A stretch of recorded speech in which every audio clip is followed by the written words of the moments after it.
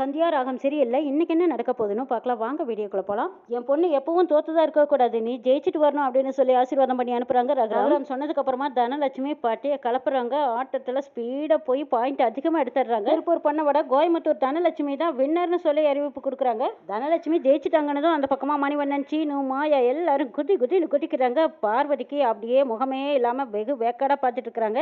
இந்த பக்கம் ரகுராம் எல்லாரும் சந்தோஷமா தன் பிள்ளைய பாராட்டுறதை பார்த்து ரசிச்சுக்கிட்டு இருக்கிறாங்க. சிவராமன் பார்வதி கிட்ட வந்து சொல்றாங்க, ஆஹா நீ செஞ்சதுலயே ஒரு நல்லது நடந்திருக்கு. இவ்வளவு ஒரு திறமைசாலியை நம்ம வீட்டுக்குள்ளேயே வச்சுக்கிட்டு நம்ம எல்லாரும் ஒண்ணுமே தெரியாம இருந்திருக்கோம். அருமையான மேட்சை வந்து பாக்குறதுக்கு நல்ல ஏற்பாடு பண்ணி கொடுத்தேன்னு சொல்றாங்க சிவராமன். ஆமா நீ தானத்தை காட்டி கொடுத்து உனக்கு என்ன வந்தது?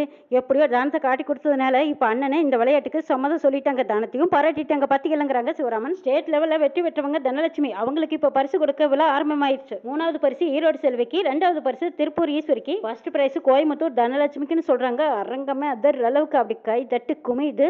அப்போ ரகுராமுக்கு அவ்வளோ பெருமையாக இருக்குது. தனலட்சுமி அவங்க அப்பா முன்னாடி வந்து நின்றுக்கிட்டு, அப்பா ரொம்ப தேங்க்ஸ்ப்பா, நீங்கள் சம்மதிக்கலைன்னா நான் இந்த விளையாட்டு விளையாடி இருக்க முடியாது, எனக்கு இந்த கப்பு கிடைச்சிருக்காது. ஆனால் நீ என்னோட பொண்ணு, எப்பவுமே உன்னோட ஆசைக்கு நான் குறுக்க நிற்க மாட்டேன், போய் அந்த கப்பை வாங்கிட்டு வா போ அப்படின்னு அனுப்புகிறாங்க. பிரின்சிபால் தனலட்சுமியை பாராட்டுறாங்க. உன்னால இந்த காலேஜுக்கே பெருமைமா அப்படின்னு சொல்லிட்டு மெடல் அவங்க கழுத்தில் போடுற போகும்போது, சார் தப்பாக நினச்சிக்காதீங்க, இந்த மெடல் எங்கள் அப்பா கையால் வாங்கணும்னு ஆசைப்பட்றேன், இந்த மெடலையும் இந்த கப்பையும் எங்கள் அப்பா கையில் வாங்கிட்டுமான்னு கேட்குறாங்க. தாராளமாகறாங்க பிரின்சிபால். சார் உங்க பொண்ணு உங்க கையால இந்த மெடலையும் கப்பையும் வாங்கணும்னு ஆசைப்படுறாங்க, வாங்க சார்ங்க அப்படின்னு கூப்பிடுறாங்க பிரின்சிபால். ரகுராம் எழுந்திரிச்சு வந்து அந்த மெடலை தனா கழுத்துல போடுறாங்க. தனாவும் காலில் விழுந்து ஆசீர்வாதம் வாங்குறாங்க. ரொம்ப பெருமையா எல்லாரும் முன்னாடியும் தனலட்சுமி அவங்க பெருமையா காட்டிக்கிறாங்க ரகுராம். மாயா, சீனு, சிவராமன், பார்வதி இவங்க எல்லாரும் நின்றுட்டு இருக்கிறாங்க. அப்போ மாயா சொல்றாங்க, ஆஹா தனா ரொம்ப மாஸ் பண்ணிட்டா, இனிமே தனாவே விளையாடலன்னு சொன்னாலும் பெரியப்பா விட மாட்டாரு, இந்த மேட்ச்க்கு மாமா வருவாருன்னு நான் கொஞ்சம் கூட எதிர்பார்க்கவே இல்லைங்கிறாங்க சீனு. ஆமாமா அவர் வருவார்னு நானும் எதிர்பார்க்கல, அவர் வந்து அவ கையால பரிசு கொடுப்பாருன்னு நான் நினைச்சு கூட பார்க்கலைங்கிறாங்க மாயா. ஆமாம்மா பார்வதி கூட இப்படி ஆகும்னா அவன் நினைச்சு கூட பார்த்துருக்க மாட்டான்னு சிவராமன் சொல்றாங்க. ஆமா சித்தப்பா, நீங்க இந்த மேட்ச்க்கு எப்படி வந்தீங்கன்னு கேட்குறாங்க மாயா. அது ஒரு பெரிய கதை, வீட்டுக்கு வாங்க எல்லாம் கதையா சொல்றேங்கிறாங்க சிவராமன். தனம் கப்பு வாங்கின சந்தோஷத்துல நீங்க பாருங்க சித்தி, நீங்க பாருங்க சித்தப்பான்னு ஒவ்வொருத்தர் கையிலயா கொடுத்து வாங்கிட்டு இருக்காங்க. ஆனா இப்படி ஜெயிச்சு கப்பு வாங்குவான்னு யாருமே நினைச்சு கூட பார்க்கல இல்லைன்னு மணிவண்ணன் சொல்றாங்க. ஆனா இப்படி நினைச்சு கூட பார்க்கலதான், ஆனாலும் இருந்தாலும் தனம் என்கிட்ட சொல்லிட்டு செஞ்சிருக்கணுங்கிறாங்க ரகுராம். அப்பா உங்ககிட்ட சொல்லிட்டு செஞ்சா இதுக்கு சம்மதிக்க மாட்டீங்களோன்னு ஒரு பயம், நம்ம வீட்டோட கட்டுப்பாட்டுக்கு எதிராக இருக்கிறதுனால தான் உங்ககிட்ட சொல்லலாமா வேண்டாமாங்கிற ஒரு பயத்திலேயே நான் விளையாடிட்டேங்கிறாங்க தனலட்சுமி. தனம் கலாச்சாரத்தையும் கட்டுப்பாட்டையும் கடைப்பிடிக்கணுங்கிறதுக்காக தான் நான் இப்படி கட்டுப்பாட்டோட இருந்தேனே தவிர ஒருத்தரோட சுதந்திரத்தை கட்டி போடணும்னு நான் நினச்சதே இல்லை. நம்மளை பற்றி யாரும் எதுவும் தப்பாக சொல்லிடக்கூடாதுன்னு தான் நம்மளுக்குன்னு ஒரு கட்டுப்பாட்டை விதிச்சேன்னா, கட்டுப்பாட்டையும் சில விதிமுறைகளையும் மற்றவங்களுக்காக நம்ம மாற்றிக்க முடியாது இல்லையா. நம்ம யாருக்காகவும் வாழாமல் நம்மளுக்காக வாழ்ந்தால் மட்டும் போதும், அதனால சில கட்டுப்பாடுகளோடு வாழ்ந்தோம்னா அதுவே போதும்னு நான் நினச்சிட்டேங்கிறாங்க ரகுராம். அனாவசிய பிரச்சனைகள் எல்லாம் நம்மளுக்குள்ள வரக்கூடாதுங்கிறதுக்காகத்தான் சில கட்டுப்பாடுகள் தடைகள் இதெல்லாம் நம்மளுக்கு நாமளே விதிச்சுக்கிட்டது. நீ இந்த விளையாட்டில் ஜெயிக்கும் போது எல்லாருமே நீ தான் ஜெயிக்கணும்னு சத்தம் கொடுக்கும்போது அப்போ எனக்குள்ள இருந்த சந்தோஷத்துக்கு அளவு தளவில்லைங்கிறாங்க ரகுராம். நான் இங்கே வந்ததுனால இப்படி ஒரு அருமையான வாய்ப்பு பார்க்கறதுக்கு எனக்கு கிடைச்சது, இல்லைன்னா இந்த வாய்ப்பு எனக்கு கிடைக்காமையே போயிருந்திருக்கும். நான் எதுக்கும் தடை போடுவேன்னு நினச்சி நீ என்கிட்ட இனிமேல் எந்த ஒரு விஷயத்தையும் மறைக்காதேங்கிறாங்க. இல்லைப்பா இனிமேல் நான் எதையும் மறைக்க மாட்டேங்கிறாங்க. சரி இனிமேல் நீ தைரியமாக வந்து விளையாடு, என்கிட்ட சொல்லிட்டு விளையாடுங்கிறாங்க ரகுராம். ஆனால் உன் விளையாட்டுனால நம்ம வீட்டுக்குள்ளே எந்த ஒரு பிரச்சனையும் வந்துடாமல் நீ பார்த்துக்கணுங்கிறாங்க. சரிங்கிறாங்க தனம் நான் தான் சொன்னேன்ல உங்கள் அப்பா நல்ல விஷயத்துக்கு எதுக்கும் தடை போட மாட்டாரு, கண்டிப்பாக ஒத்துக்குவார்னு சொன்னேன்லன்னு மணிவண்ணன் சொல்கிறாங்க.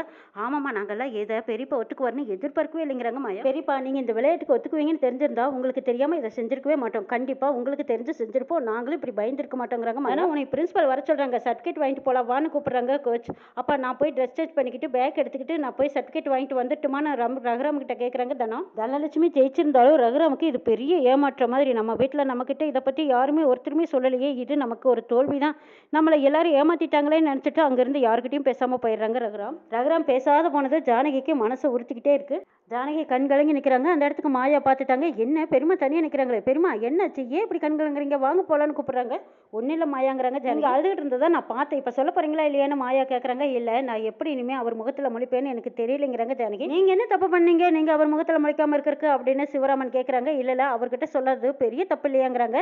அவள் என்ன செய்யக்கூடாத தப்பாக செஞ்சுட்டா, சொன்னால் அவர் தடுத்துருவார்னு நினச்சி தான் நீங்கள் மறைச்சிங்க, வேற என்ன காரணம், சொல்லவே கூடாதுன்னு நினச்சி நீங்கள் மறைக்கல, அப்புறம் அண்ணன் தான் இதையும் சரின்னு ஏற்றுக்கிட்டார்ல, அப்புறம் என்ன உங்களுக்கு பிரச்சனை, ஒன்று இதை ஒன்றும் பெருசாக தப்பாக நினச்சிருக்க மாட்டாருன்னு சொல்கிறாங்க சிவராமன். அவர் தப்பாக நினைப்பாருனால நான் எதுவும் நினைக்கல, ஆனால் அவருக்கு தெரிஞ்சால் எங்கே இது பெரிய விபரீதம் ஆயிடுமோன்னு தான் நான் பயந்துக்கிட்டே இருந்தேன், அந்த மாதிரி ஏதோ ஒரு தப்பாக நினைக்கல, ஆனால் தனா விளையாண்டா அவர் பெருமையாக தான் நினைக்கிறார், அதனால எனக்கு எந்த ஒரு வருத்தமோ கவலையோ எதுவும் கிடையாதுங்கிறாங்க ஜானகி. நான் கூட பெரியப்பா மேலே தப்பான அபிப்பிராயம் தான் நினச்சிட்டு இருந்தேன், ஆனால் இன்னைக்கு பெரியப்பா நடந்துக்கிட்டதை பார்க்கும்போது அவர் மேலே எந்த ஒரு தப்பான அபிப்பிராயம் கிடையாது, ரொம்ப பெருமையாக நடந்துக்கிட்டாருன்னு நான் மனசில் நினச்சிக்கிட்டேங்கிறேன். வெளிப்பார்வைக்கு தான் பெரியப்பா ஸ்ட்ரிக்டாக இருக்காரு, ஆனால் உள்ளுக்குள்ளே ரொம்ப ஸ்வீட்டாக இருக்காரு, நாம தான் பெரியப்பா பார்த்து தேவையில்லாமல் பயந்துட்டு இருந்தோம். இனிமே பாருங்களேன், வீட்ல பிரச்சனையா நினைக்கிறத இனிமே அத்தனையும் ஈஸியா தீர்த்துடலாம் புரியுமா? இனிமே எதுவுமே பயந்து பயந்து செய்ய வேண்டாம். நமக்கு சந்தேகமா இருக்கிறத அவரை வச்சே நம்ம செஞ்சிடலாமேங்கிறாங்க மாயா. அதுவும் தவிர மச்சான் முன்ன மாதிரியெல்லாம் இல்லை, இப்போ ரொம்ப ரொம்ப மாறிட்டாருன்னு சொல்றாங்க மணிவண்ணன். அதனால மாயா சொன்ன மாதிரி இனிமே நாம மச்சானை பார்த்து எதுக்காகவும் எதுவும் பயந்தே செய்ய வேண்டாம், எல்லாம் சொல்லிட்டே செய்யலாம். நீங்க எல்லாருமே இனிமே என்னதான் சொன்னீங்கனாலும் அவர் என்ன சொல்ல போறாரோன்னு எனக்கு பயந்தா அதிகமா இருந்துட்டே இருக்குதுன்னு சொல்றாங்க ஜானகி. மாமா உங்களை எதுவும் சொல்ல மாட்டாங்க, அப்படியே ஏதாவது சொல்றதுனாலும் என்னையும் மாயாவையும் மட்டும்தான் சொல்லுவாங்க, உங்களை எதுவும் சொல்ல மாட்டாங்க, நீங்க பயப்படவே தேவையில்லைன்னு சொல்றாங்க சீனு மாயா 2 பேரும் வீட்டுக்கு வந்ததுக்கு அப்புறமா தனியா நின்று பேசிட்டு இருக்காங்க.